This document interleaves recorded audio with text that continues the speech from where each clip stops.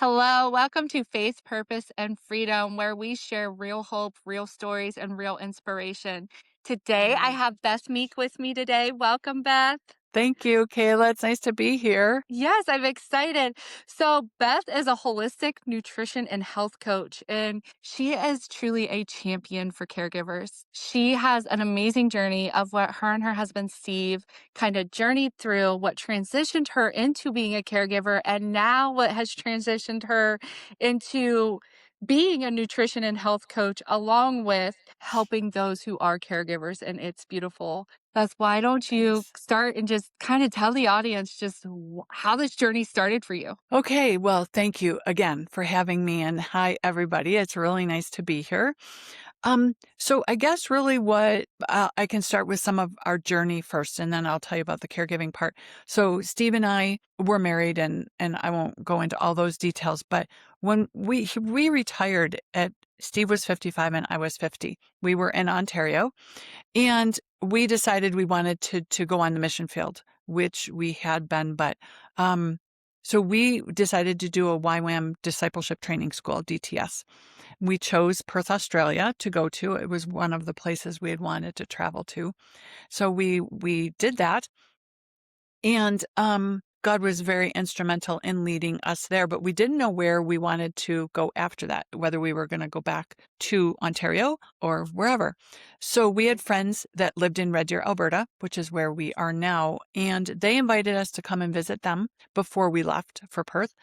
And when we were out here, Joyce Meyer happened to be on the TV, and I heard her start talking from Genesis 12, which is when God instructs Abram to leave Ur. And that's the last I heard of her. Then God spoke to me and said, Abram knows. Okay, I have to always read this. He knew why he was going, but he didn't know where. You know where, but you don't know why. Follow me. Well, that's And good. yeah, it was very succinct, very real, and very relative to what Steve and I were doing. So we followed. We went to Perth and we did some traveling afterwards. And in July of 2011, we landed in Red Deer, Alberta. We had sent our car on a trailer and our friend took it off and got it out here. So we have vehicle when we got out here. We had packed boxes and left them in a friend's basement until we settled out here. And then they were going to be shipping those out to us. So that's kind of how we transitioned from the east to the west. Yeah, And so it was a real exciting time. And so I can just keep going. You want me to just keep telling my uh, story? Okay. absolutely. I Okay. love it. So, we set up housekeeping. I was a bookkeeper by trade in the East. Didn't want to go back to that. Steve worked for Hydro. He was retired, but we weren't tired. And we don't find in the Bible retirement. Doesn't mean you can't retire. I'm not saying that. It's just that Steve and I weren't interested in doing that. So he did rest quite a bit. He was, full time. I was ready to go back. So I did some shopping for setting up our pantry and things like that. I visited a health food store and I thought I could work here. So I went in, filled out an application. 2 weeks later, I was hired. And it was a health food store, but I started at the base, the bottom, worked my way into the vitamins situation, supplements, and learning about that. They helped put me through school. Awesome. The manager became my best friend, and I became the manager of that department, the vitamin department. So then my mom got sick. And so we're out here in the Western Canada. I grew up in Western New York, which is in the Buffalo, Niagara Falls area, for those of you Okay. who don't know. And so I traveled back and forth until I couldn't anymore for her care. So we had to make the decision that I would move there until, things changed. And for my Okay. mom, unfortunately, we did know that we were just waiting for her to die or that she would die. She wouldn't be getting better from this. She had Parkinson's and dementia. And so yeah, that whole event, the situation, the anxiety, the stress, the lack of taking care of myself, Yeah. while I lived with her, which was 24/7 at first until we did have to move her to a facility, sell her possessions. And then I moved into a hotel, and I say about caregiving, every situation is unique, but even within the caregiving situation, it was different for when I was living with her compared to when I was living in a hotel. The things I remember most that changed for me was my anxiety level heightened when I wasn't with her Yeah. 24/7. I wasn't sure when that phone call was going to come, right? We all anticipate phone calls or whatever. And the Mhm. grief, that's where I know that the grief started kicking in because it was evident to me then, very real, that things were just going to continue downhill and that I was losing my mom. It's called anticipatory grief. It's very real. It's living with grief every day, Yeah. differently. Yeah. I've never heard that term before actually. And just hearing it is like, wow, that is so real because I at my younger ages I worked with hospice. And so I mean a lot of my clients it was like you said like they're going to continue on this downhill and eventually Yes. they're going to cross over and you're right, that is because families would call me constantly, like, "How are they doing today?" Blah, blah, blah, and there's ups and downs, like, one day they might be doing really well and Yes. things are looking hopeful, and then suddenly you're on this roller it's just a roller coaster ride that you're just hanging on for dear life. It is. And that roller coaster is in all parts of your life and emotions, Yeah. but the grief and somehow at good times you do have more hope, but it's still that grief is still that constant. And well then once my mom passed in 2017 that was, I came home and I was all of the things caregivers are after. I knew what to do to take care of myself. I just hadn't been able to do it. Wow. Anxious, exhausted, burnt out, probably, likely, all of the things, grief, guilt for what I could have done, didn't do, what I said, shouldn't have said, all the things. And I did work through that, but my thought was there must be other women. There must be other women who aren't caring for themselves, who don't know how to regroup and recoup after caregiving. So that's how I knew and when I knew I wanted to help caregivers in particular. But, we had to pay the bills. So I did go back to working for other people until 2024 when I said to Steve, I need to stop now if I'm going to build this business. So I stopped. And then shortly after that, a friend of ours had a stroke and she was in the hospital. But what happened was that, and it wasn't her mobility. Often we hear mobility in strokes, but Right. it was her speech. She struggled to know words or to be able to then speak about words. I remember Wow. she and I went to her apartment once and she knew what she saw the overnight oats, the oats and like chia seeds, those things that you make overnight oats out of, but she didn't know what they were called and she didn't know how she used them. So Aw. she had to relearn all that. Yes, it was sad, but once she was done with her hospital stay, came to live with us. And we actually it kind of helped her get get some of those things back. She continued therapy as well, which was a huge part. And I'm happy to say she is living here in town in an assisted living facility. So she's doing really well.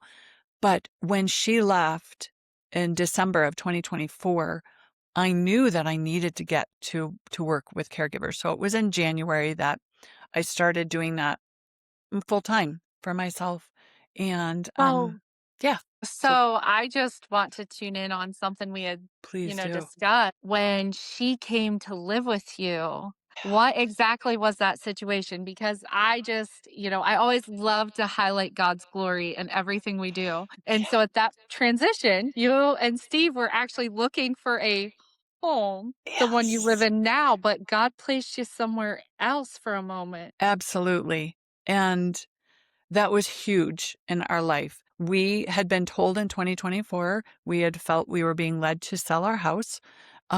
So we did that. So all of this transition and our friend came to live with us when we already knew our Our closing date was November 1st, which actually happened to be our anniversary, and our friend came in October, so she came amongst all of the the hecticness. Right? And fortunately, in our house, we had the bedrooms and bathrooms to house her. But we were looking for a place to stay, and you're right, the place that really ticked all of Steve's and my boxes was a place we had lived before. But first of all, they didn't have a vacancy, and they only had one bathroom. Every apartment only had one bathroom. So we knew we couldn't go there with our friend, but there wasn't a vacancy. So I was out shopping one day, and I ran into a gal who I used to work with, and she was moving, and we were talking about what was going on for each of us, and where she was moving out of had 2 bedrooms, 2 bathrooms. Happened to be that the landlords were people that I knew and used to work with as well. They were willing to take us on month to month, which was really what we were looking for. It was a perfect layout for having our friend with us, but Right? none of the other things were what Steve and I wanted. But we knew that we could move once our friend was Right. gone again. So we did move into that place, and God provided the exactly what we needed for having um, a friend with us. And it worked out really well while she was there. The day she left was December 8th. It was a Sunday. And the reason I say that is because Monday morning, first work day, right, of the week, happened to be also my birthday. Steve got a call from the manager of the building that we originally wanted to go to. Yeah. I have a vacancy. Do you want it? February 1st. Do you want it? We raced over. It was exactly the floor print plan that we wanted. We signed the contract for February 1st. So within 3 months, we moved twice, but we knew, I mean, God's timing, how else could Yeah. because it was just perfect. Then what we wanted, one bathroom only, for us. And the part I don't know that I've shared with you, Kayla, I remembered that the landlords from that interim place that we stayed, the gentleman, his mom was ill and she was in her own apartment. But during our time there, she had to leave her apartment. That's the apartment we took. That's the apartment that opened up. So even God orchestrated, that we Everything. knew the person who was living in this apartment. Yeah. Yeah. And, I just think that that's so important because, you step in 2024 and you said, all right, Steve, I'm coming home. I really want to build this business. And then here you end up a caregiver yet again. And it was Yes. just like God was just throwing it right at you every step of the way. Yes. And now you are still living in the exact place you guys had wanted to start Yes. with. And so since then, as you've built this coaching, tell us just what has been what you're working towards, what you're helping people with, how you're helping caregivers. Well, in January, I mean, I'm a health coach. I'm a nutrition. I can't call myself a nutritionist, so I'm a nutrition, and health coach, right? A nutrition consultant or whatever you want to call me. But I can't call myself that because in Alberta, that there's a law against that. So that's why I try to Right. keep that from my vocabulary. But that really is what I am. But in January, so like I'm thinking big programs, meal plans, memberships, all of this big stuff. And I've been a part of all of things like that, as I'm sure your listeners and you have these big programs. But Yeah. something stopped me in my tracks. And I said, I think it's God, right? Do you have time for this? Does the average caregiver have time for this? Did you have time for this when you were caregiving? And Right. right, the answer is no. What caregiver has time? I mean, it's an Mhm. unusual situation that the caregiver would have time for a large program. Well, and S- oftentimes, I just want to say it's so Yeah. normal. Caregivers are, oftentimes as a caregiver, you have your family and you have, you're almost living separate lives. Yes. And so, yeah, you're right. Like, how am I going to pitch even something else in? And I think that's oftentimes why caregivers don't care for themselves the way Yeah. that they deserve. Yes. Well, and the support out there, the options out there are very few because they all look like these other programs, meal plans, Right. membership, and everything. So what I did is I revisited what I needed and what the caregiver needs. And I came Beautiful. up with yeah, I came up with a bit of a different picture. I came up with something that meets the caregivers in her messy, unpredictable day, right? Something that's not a long program, short, flexible, doable, practical things that are going to bring her relief in the moment that she needs it. I love the word nonlinear because programs that you and I are used to, right? You watch this video, you do this homework, you do this, watch this video, you do this homework. It's all linear. You move step one, step two, step three. Caregiving isn't linear. Yeah. There's absolutely nothing predictable or linear about it. So her support needs to be nonlinear. And I love the word a la carte. Everybody knows, Oh, yeah, oh, everybody knows what a la carte or a buffet means, right? We all right. know Absolutely. that pick what you need when you need it.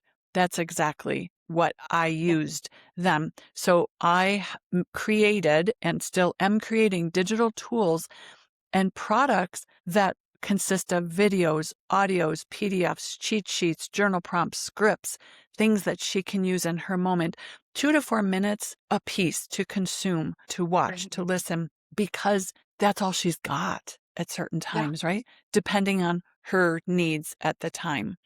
Um, Well, and this is wonderful because, we all have to run a quick errand and, 2 to 4 minutes, it might only take you 10 or 15 minutes to drive to Walmart, but now you can listen to that and yes. then just let it sink in on your drive. That is awesome. That is genius. Yes. Well, thank you. I appreciate that. The other thing is, one of the reasons I created the different formats was because, first of all, we all learn differently. But second of Yeah. all, like you said, at times you're in an environment where you might not have the ability to listen to or watch something, but you could read something, maybe a doctor's office and you didn't bring earphones. Or, um, whatever the situation is, they sometimes offer something a little different as well. But so they're not just cookie cutter, just in different formats, but they do offer some different. I have a couple different examples that if you'd like me to share, I can do that Yeah. Let's because do. they're laid out by kind of major categories that caregivers struggle with. And then under each, it's a bit more specific. So, like mindset is one of the big ones, right? So, then under mindset is guilt in self care or negative self talk or loss of identity, things like that. And then under each of those, you have your 4 tools. And then some examples of tools might be, and these are across the categories. What would I say to a friend? And that's a journal prompt. Guilt-free reframes. Um, the exhaustion paradox video. When you're tired and you can't rest, that's an audio. And then repair scripts. There's a nourishing habits tracker. There's just a bunch of different useful tools that she can choose based on what she needs. That is awesome. Yeah. And, I often say in every form of life that we all have to sit back, especially with that negative self talk. Um, caregivers especially though, you are stuck in such a hard point and you Mm, feel like as you are watching someone's health decline, it's yeah. really hard because you start to question your faith, you start to question, am I doing enough? Could I be doing more? What else do I need to do? And you're Yes. you're on Google researching and sometimes we have to take a moment to just reset and think, what would we tell someone we love dearly that was in our shoes? Yeah. Well, and that's the thing, we're hardest on ourselves. The Absolutely. self-talk that we say to ourselves, would we actually say to someone else, let alone our best Never. friend? No, never. We wouldn't. And would we say to ourselves, just keep pushing through. You can do it. You need to do it, or whatever. Would we say that to a friend? Of course not. We'd say you need to take a break. You need to take care of yourself. But Right. we don't say that to ourselves. So that's another reason that these are mini tools. They're me speaking, and it's always me or me on the video, speaking to her and encouraging her and inspiring her and helping her keep going. So it's that Mhm. kind of coach in your pocket, even though it's not. But I also like to say, and I want this to people to understand this, that it's like the front line support. When we think of the front line support our frontliners, right? I think that's what Right. we're called. We call police officers, we call firemen, we Yeah. call EMTs, right? It's not the hospital that's at your doorstep or at the accident. It's that frontline support. It's the first person that sees you. It's that first exposure, help that you get. That's what my tools are. They're the front line exposure. When you need help right in the moment, your Yeah. support group is next week. You've got a meeting with me because I'm your coach or Kayla in a month, but you need help right now. That's what my tools do. Well, yeah, and, I mean, as well as I do as a caregiver, you might be up at 3 o'clock in the morning and you haven't slept and it's in the middle of the night. You're not gonna pick up the phone and call someone in the middle of the night.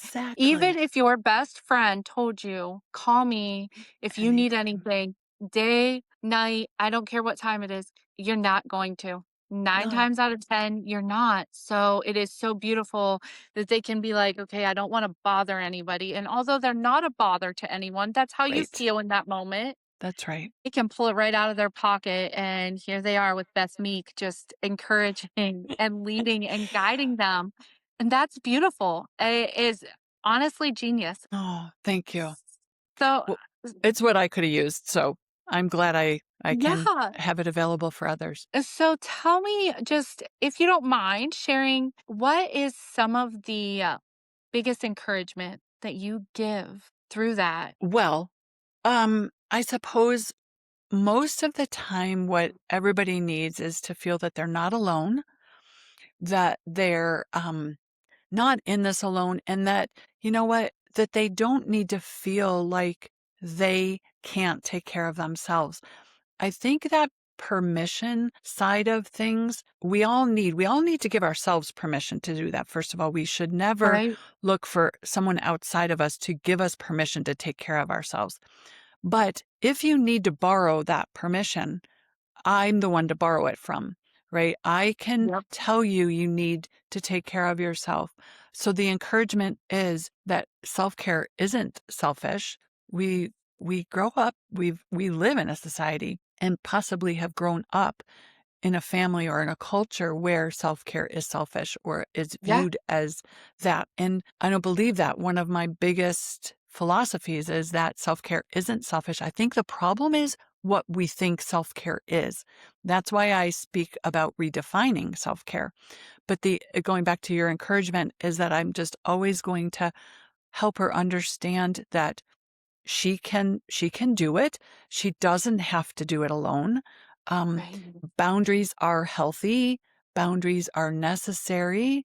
I've got a girl right now that I have spoken to a couple times about boundaries, and she's really struggling. She just feels like she needs to keep not having this boundary. The boundaries actually need to be with the person that she's caring for. And so I just stepped away and said, we were just DMing or whatever. I said, I just need to think about this a little while because that's a really difficult situation that she's in, right? So I can't possibly know how to help everybody in every situation, but encouragement to stand up for yourself in that type of situation, to still be kind, always be kind, take into consideration the disease, the Yeah. condition that your loved one is dealing with. But make sure you don't lose yourself in Yeah. it, right? And it's definitely, I love that you went there because that was gonna be my next question, because it is not selfish to take care of yourself. I Yeah. can't express that enough. That's one of the most important things I think we can do, is take care of Yes. ourselves. So, mental health, let's just kind of transition over into mental health because Yeah. it can really affect our mental health. And anyone who has ever been a caregiver, and, we talked about this, Beth, even someone who works in the healthcare field Yes. and is a caregiver, because you are, if you are a nurse's aide or, Mm, if you're giving care, you are a caregiver in my eyes. And so mhm. sometimes it can really beat you down because Yes. we watch, and this is coming from me as a home health aide, as a direct support professional, as the Yes. STNA. I've been in those rooms where you see the families falling apart. And so when you're the caregiver and it's your family, everybody is around you's falling apart. So emotions are all working on each other, the energy Yes. there, and you Yes. start struggling with your mental health. What would you say to her? Well, there's a couple things. And one is that I think in large part, grief has a lot to do with that. We're grieving, as we talked about, we're grieving the loss of what that person used to be like. Your mother, and this is the experience I had other than my friend. Yeah. So I use that a lot. My mom was who she was, but as I watched her become someone I didn't recognize, that grief is so different than just the grief when she finally did pass. So I think one of the things I recommend to people is that they see the disease separate from their loved one. And that can be hard at first. Mm, that's But good. remember who your mom is, who your mom is, right? We have to go Mhm. back to those memories of who they are and allow the disease to be what is speaking through her or what is causing her. You hear a lot of times with dementia and things like that where people get really angry or mean and things like that. I didn't experience that, fortunately. But we have to see that as the disease or the condition as opposed to our mom or our dad or our spouse. Um, and That I'm was not, really hard, for yes, me. So sorry. no, I please. was thinking about my great grandmother. Like, I can just remember walking in, and I was a child, so obviously I didn't understand, but it Yeah, was so hard when she'd say, "Who is she?" yes, And yes, then working in the healthcare field, I think that was one of the hardest things I watched families go through because yes, this mother or grandmother, like, suddenly just doesn't know who you are, and yes, you're a caregiver, and that's heart-wrenching. yes, It is. yes. But I will say from experience, now my mom did know us, our family, until the end. So I didn't experience that either. But what I can say is that when there were times when my mom would think or see something that, or talk about something that wasn't real, that wasn't actually happening, right?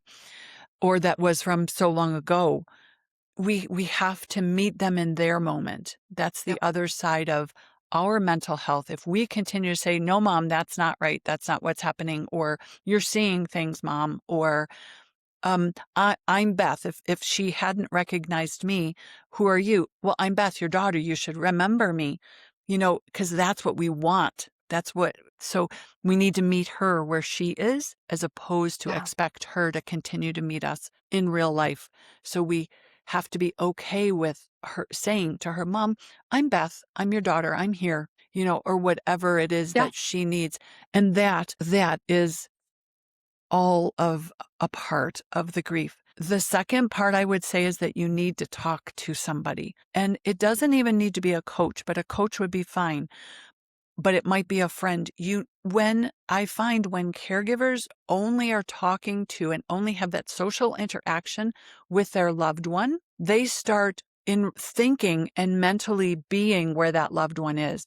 We Yeah. have to realize that reality still is out there, and we have to continue to stay in touch with that by Right. talking to people and being exposed to that too.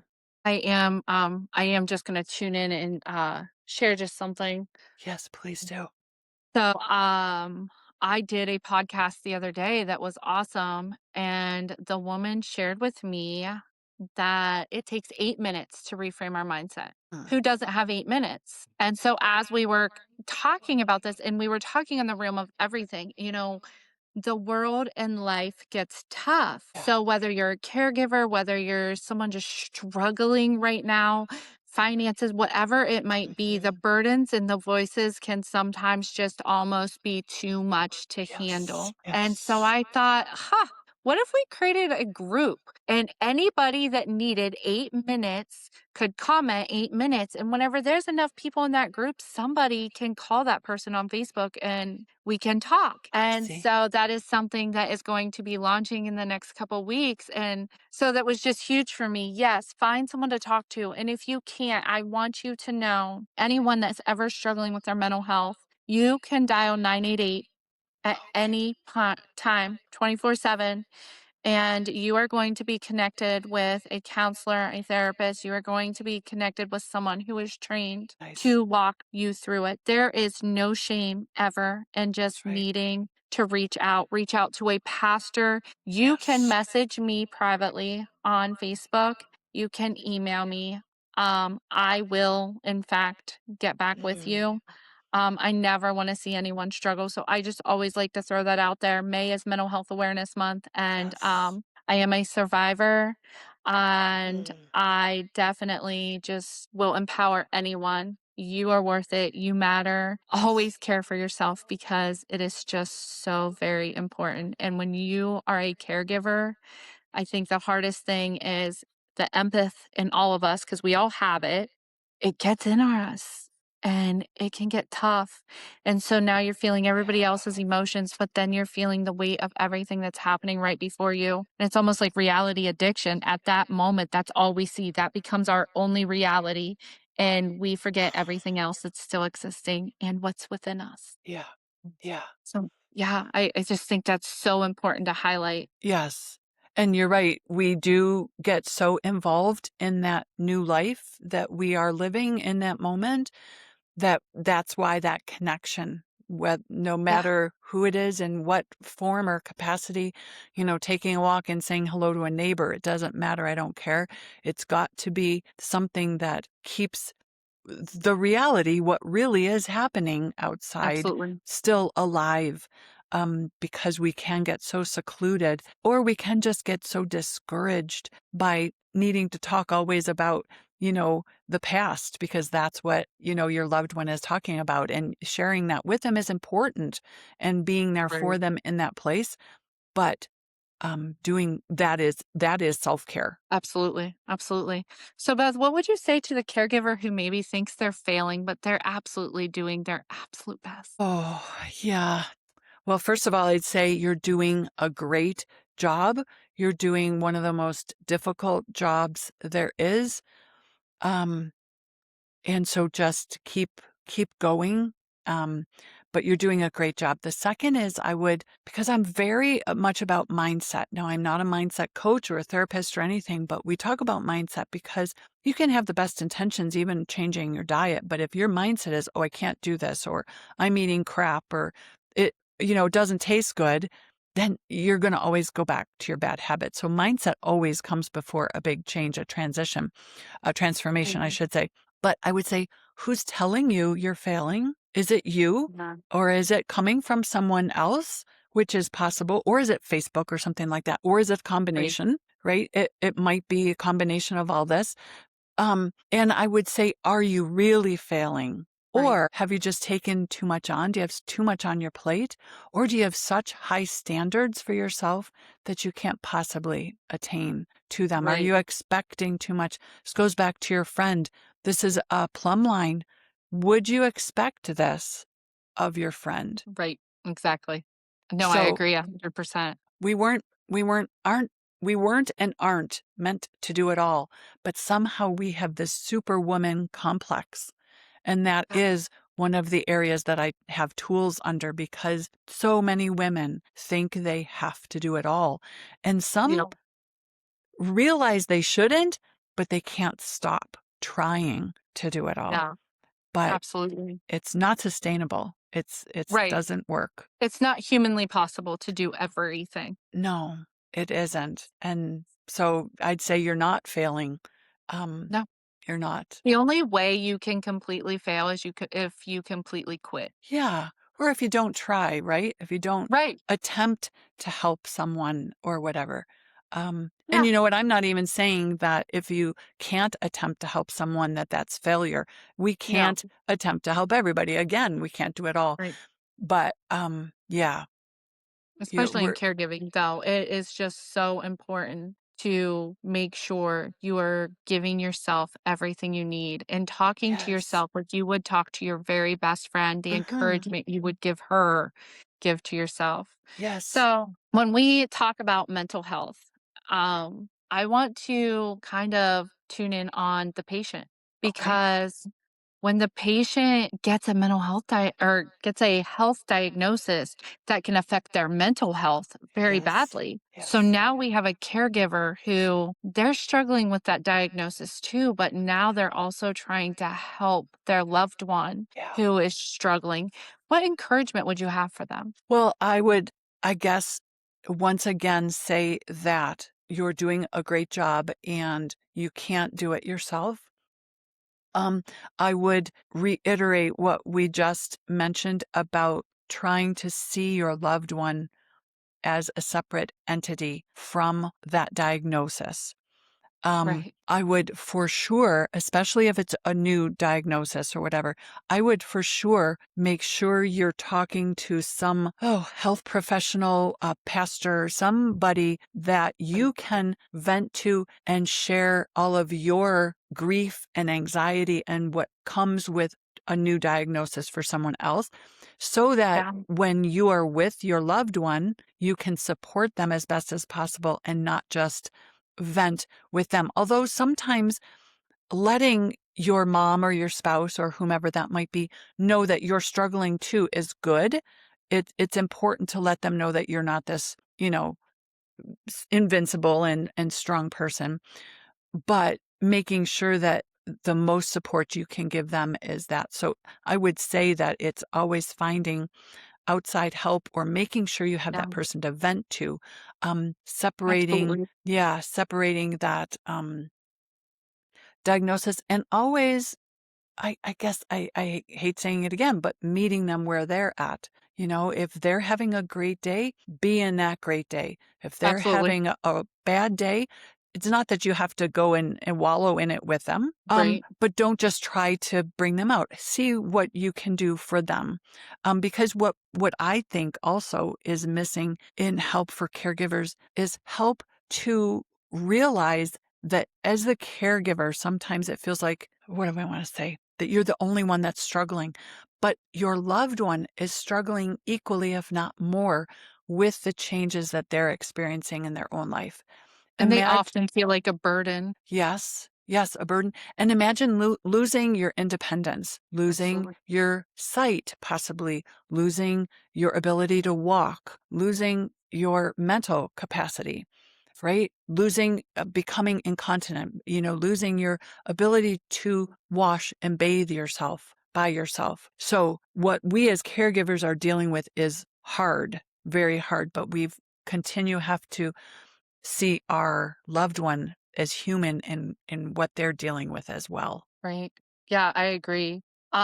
So whenever we speak of self-care, just I know a lot of people that would say, I can't afford to go get my nails done. What would be some ways you could tell someone, okay, I know you may not have the time to go sit and get your hair done or be able to afford it because, being a caregiver can get expensive and Mhm.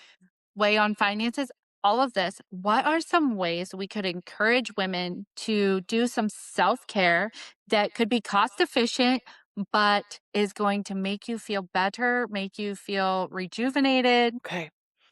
Well, one of the first things I say, and I think I've already mentioned it, is that we need to redefine self care. So, self Yep. care isn't the big weekend away, a getaway, a spa day, a massage. It isn't those things. And to be perfectly honest, that always was my view of self care. And based on that, I didn't have much self care in my life because I didn't have a lot of free time to go for a massage or, a disposable income to do that. Right. So when it came to caring, when I went into this caregiving role, my view of self-care wasn't in the daily habits that I created and had for myself.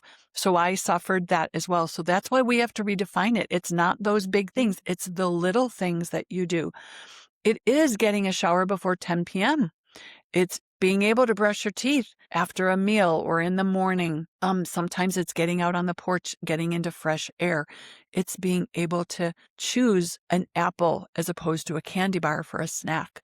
It's making some daily small choices for yourself that really keep you in tune to your life being still existing right? Right. And they might not be as rejuvenating, like you said, as a spa day or a massage or a getaway, but where the caregiver finds herself is in need of an immediate something to feel valid and real and seen and taken care of. And sometimes it's those little things that have to become that for us. Um, if you're fortunate enough to be able to get out and have a coffee with a friend or something like that, that's awesome. Or take a walk, a 10-minute walk. I have talked to some caregivers whose loved one, they're living with them, but they sleep so much late into the morning and they don't somehow need to ever get up. So like they're runners and they go out for a morning run or they go out for a morning walk. If you're able to do that, those are some of the best things. Start your day that way. I wasn't able to do that with my mom. Until she was No. in a facility. When I was living with her 24/7, yeah, that wasn't possible for me. So I did Right. have to find those other things. But I'd say they we have to find those small moments. And what I also find Yeah. is that the caregiver has trouble seeing the forest through the trees, right? Some of the most obvious things that she could do or the moments of time that she has aren't obvious to her. I have helped Yeah. many people find solutions just based on her telling me about her day and what her mom's habits are or whatever. And then I'll Yeah. ask questions and say, do you do this? Do you do that? Could you do this? And it's like, oh, well, absolutely. That would work. That would Well, work. I think one of the biggest things too that we do is, when depression or that mental health sneaks in, Yeah. we're so good at getting on Facebook and just scrolling. And now we've Yes. spent 25 minutes scrolling, and that 25 minutes is a whole 25-minute period that you could have been self-caring. Yes. And so I Yes. think that that is so important that you are able to take a client and help them see those windows and gaps where they might be Yes. able to sneak it in. And even if it's only, and especially when you have all the material and tools that are just a few minutes. And, so they are able to not only take it in, but then they're able to activate it and let it Yes. rest within them and utilize it. Yes. So I think that's amazing. Thank you. And so I just want to add on to that. Another form of self care you could do is you could go to bethmeekcoaching.com No, no and ing. Beth Meek coach. Beth Meek Coach, I apologize No dot problem. com, and definitely look into what she has to offer. This is amazing. Honestly, this is genius. And I am so thankful that caregivers have a place to call home where when they're struggling, they have someone who gets it. God had a huge calling over Mm. this, and you truly are a champion for the caregivers. Thank you. I, Thank you, I love Kayla. it. So, Beth, today, before we let you leave, what wisdom, what encouragement do you have to leave us with? Well, one thing I like to say to a lot of caregivers is that I recommend that they reach out to friends and family that might have drifted away. And the reason I say that, and everybody says, but I shouldn't have to, and I know you shouldn't have to, but the reason I recommend it is because first of all, many people don't want to bother you. Right? They think you have enough on your plate. They don't know what to say, and they don't understand what you're going through. And all it takes is a second to say, hey, Kayla, I was thinking of you today. Just want you to know I'm doing good. Mom's doing good, or, my husband's doing good, whatever. Would love to hear from you. Something really little. Give your friend the opportunity to get back to you. And I really think that helps keep that connection, and it helps that resentment, because sometimes we resent that other people are still living their lives, but really they just don't know how to approach you. So sometimes the best thing you can do is to approach them. So to me, that is an encouragement, because most caregivers want to be approached. And so I encourage you to approach, but I also want to encourage you by saying there is help and there is hope. You don't have to do it by yourself. And there are tools, there are people to talk to, there are ways of thinking differently that might help you out on this journey. So there is help, and there is always hope. Yeah. And I definitely want to encourage others to, if you have a loved one that is currently a caregiver Mhm. and you see that they could benefit, definitely reach out to Beth Yes. because, honestly, maybe sometimes the biggest gift we could give is gifting someone a coach that understands. Yeah, that's very true. Always. And I love that. I never would have thought of that. And I'm sitting here now writing a few things down because, that encouragement made me think Oh, I have a couple friends who are currently being caregivers to their oh, parents, yes. and maybe I need to reach out to them.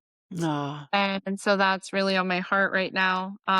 And I'm definitely going to do that right away. And good. sometimes we don't think, the No. caregiver may start feeling resentment, but what they don't realize is we absolutely still love them Yeah, and we do care, but you're so correct. Sometimes you don't know how to approach because I know that they're frustrated and hurting so much. How yeah, do I approach you? Because I don't want to hurt them. that's And in the end, they might be feeling like I don't care. So I'm going to challenge right. everybody on here today. If you know someone who is currently a caregiver, reach out to them, send them a message.